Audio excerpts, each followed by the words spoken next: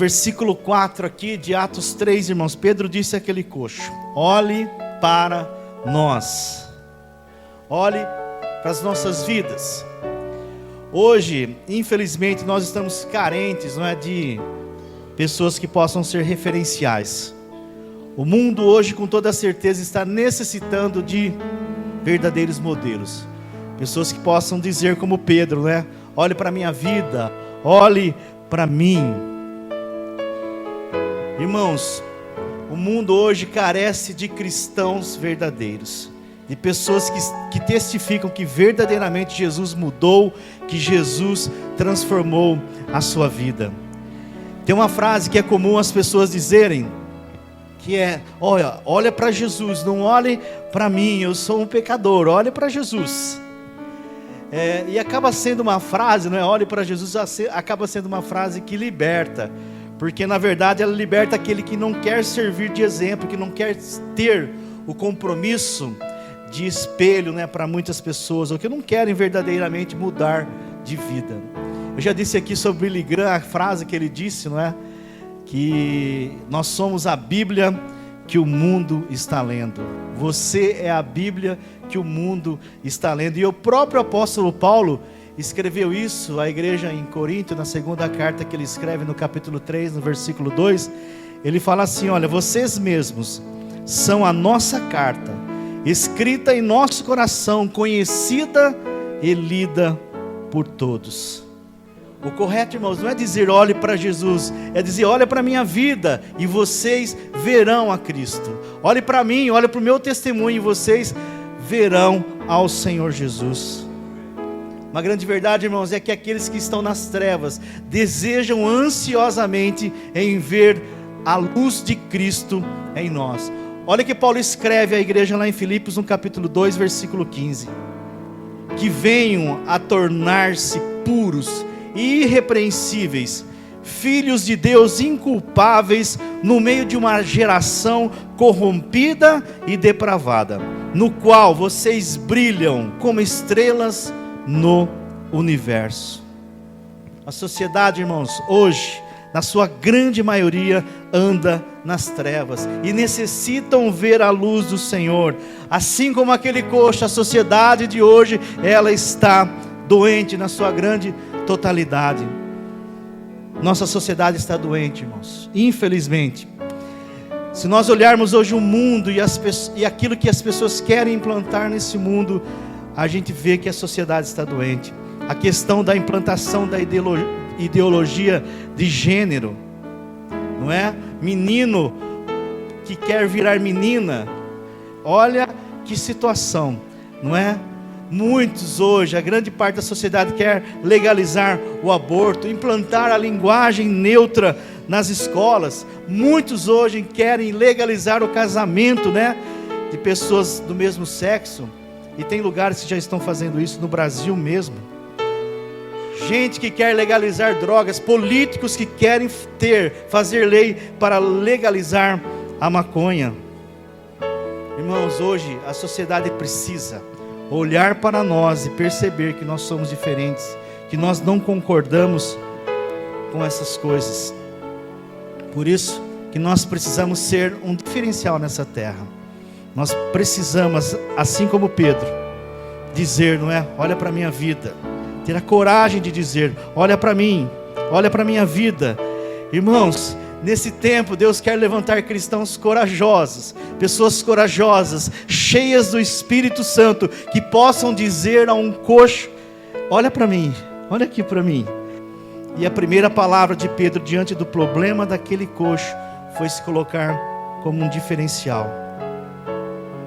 Qual que era o diferencial de Pedro? A presença do poder de Deus sobre a vida dele.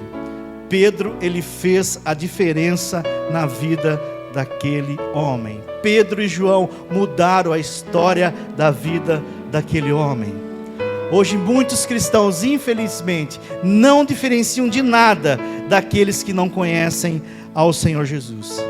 Hoje em dia, infelizmente, tudo é muito parecido, irmãos. E a tendência é que as pessoas também se tornem mais parecidas umas com as outras.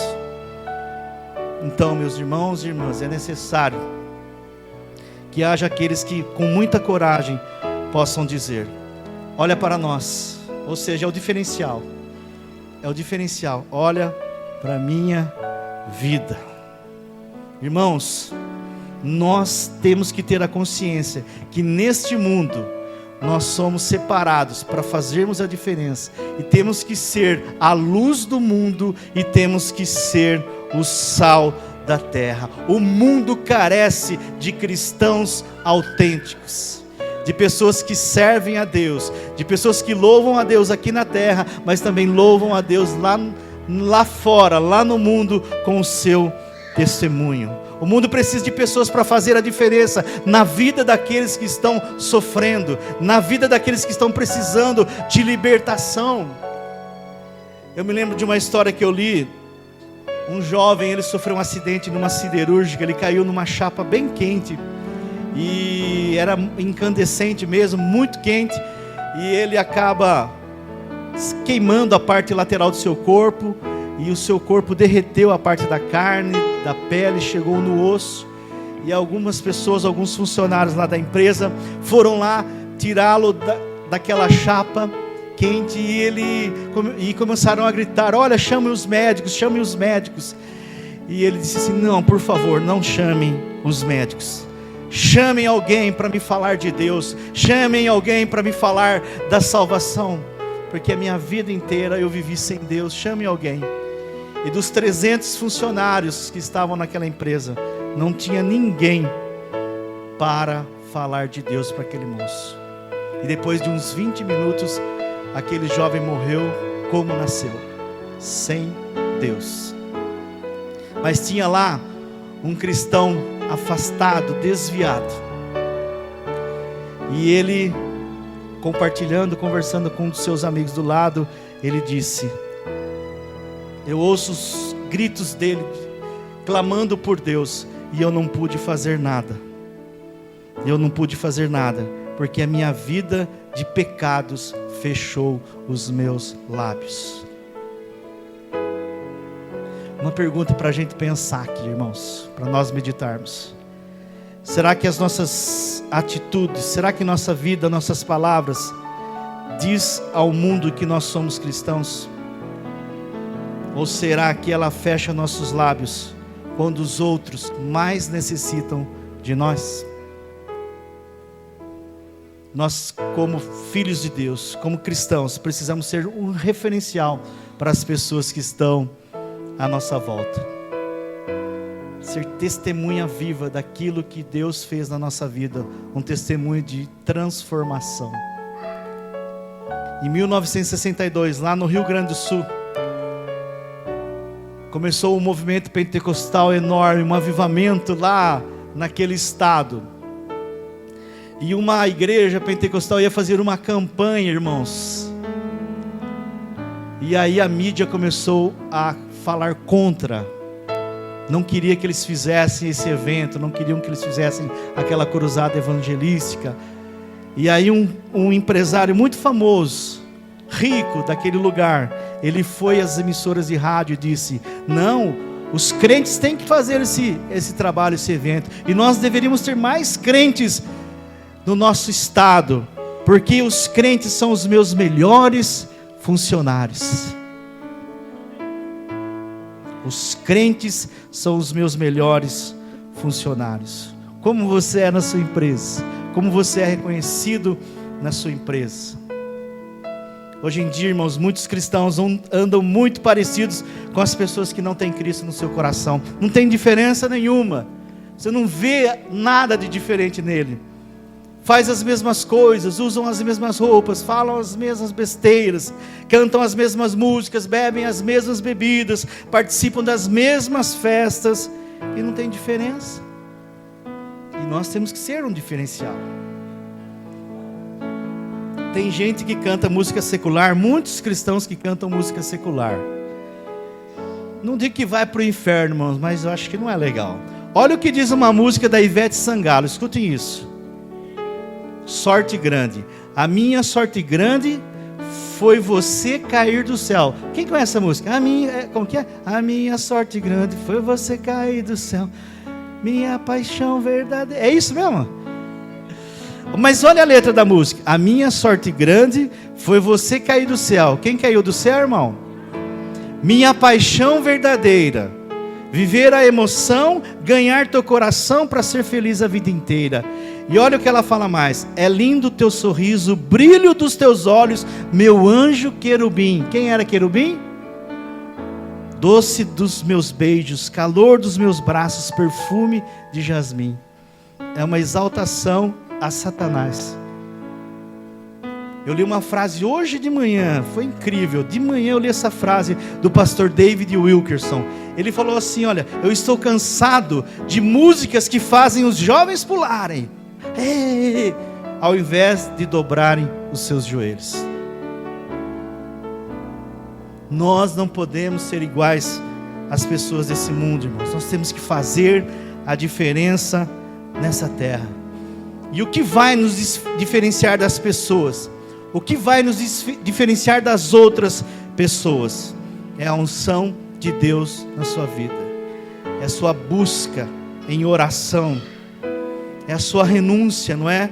É você dizer: não, eu não quero as coisas deste mundo. As coisas desse mundo não podem fazer parte da minha vida. Eu não quero as coisas dessa terra. É você poder dizer com convicção no seu coração e com muita coragem lá no seu trabalho, dizer: olha para a minha vida, porque eu sirvo um Deus vivo que mudou a minha vida, e eu não tenho alegria nas coisas desta terra. Dizer para as pessoas assim: olha para a minha vida, porque eu não minto. Olha para a minha vida, porque eu não sou um adúltero. Olha para a minha vida, porque eu sou um honesto, sou uma pessoa honesta. Olha para a minha vida, porque eu sou fiel aos meus princípios. Olha para a minha vida, porque eu não enrolo no serviço, eu sou um trabalhador. Olha para a minha vida, porque eu não estou preso a nenhum vício desse mundo, dessa terra. Irmãos, você vai se diferenciar, porque você não faz as mesmas coisas que as pessoas desse mundo fazem. Por fora, nós podemos ser iguais a todos os cristãos, cantar, orar, falar em línguas, mas o que vai adiantar mesmo, irmão, é você poder dizer com convicção no seu coração: olha para a minha vida, que eu tenho buscado viver uma vida de santidade, uma vida que agrade a Deus. Tem uma frase que fala que a vida de um cristão é a janela através da qual os outros podem ver o Senhor Jesus. A sua vida é uma janela pela qual as pessoas enxergam Jesus. Deus quer nesse tempo levantar crentes corajosos que possam dizer também o que tem para dar. Pedro não tinha ouro, Pedro não tinha prata, mas aquilo que aquele homem precisava, Pedro tinha. Eles tinham Jesus em suas vidas. Eles tinham a presença santa do Senhor. Quando nós temos o poder, a graça, a unção de Deus na nossa vida, nós transformamos vidas. Somos instrumentos de Deus para transformarmos vidas. Olha o que Paulo fala à igreja em Roma, no capítulo 1, versículo 16: porque não me envergonho do Evangelho, pois é o poder de Deus, para a salvação de todo aquele que acredita. Pedro, irmãos, ele não tinha aquilo que aquele homem queria, não tinha aquilo que ele queria, mas ele tinha aquilo que aquele homem precisava. Às vezes as pessoas que vão te procurar, você não vai ter o que elas querem, mas você vai ter aquilo que elas precisam. Por isso nós precisamos fazer a diferença nesse mundo, sermos um referencial nessa terra. Para encerrar, irmãos, eu me lembro de um casal que entrou num ônibus lotado, irmãos, cheio. Passaram a roleta, e a hora que eles passaram a roleta, à direita, uma pessoa ficou endemoniada. Vocês acreditam nisso? Aí abriu um espaço ali. Aí o casal foram lá e começou a orar, irmãos. Começou a expulsar o demônio daquele homem. E gritava: sai em nome de Jesus! Sai em nome de Jesus! E as pessoas no ônibus se espremendo de medo, irmãos. E o moço foi liberto no ônibus. No ônibus, irmão. A gente nunca sabe, não é? Quando vai ser usado por Deus. Olha que situação. Pedro e João estavam indo lá orar, irmãos. Nem eles imaginavam que algo tão sobrenatural iria acontecer. Sabe o que é isso? É o diferencial. É ser referência. É ser cheio da graça de Deus. Os cristãos, eles não têm o que o mundo espera, mas eles têm o que o mundo realmente precisa, o que o mundo realmente necessita. Deus quer te usar como um instrumento de bênção, irmão. Deus quer te usar como um instrumento de vitória e de libertação para a sua vida, para a sua casa, para todos à sua volta. Amém?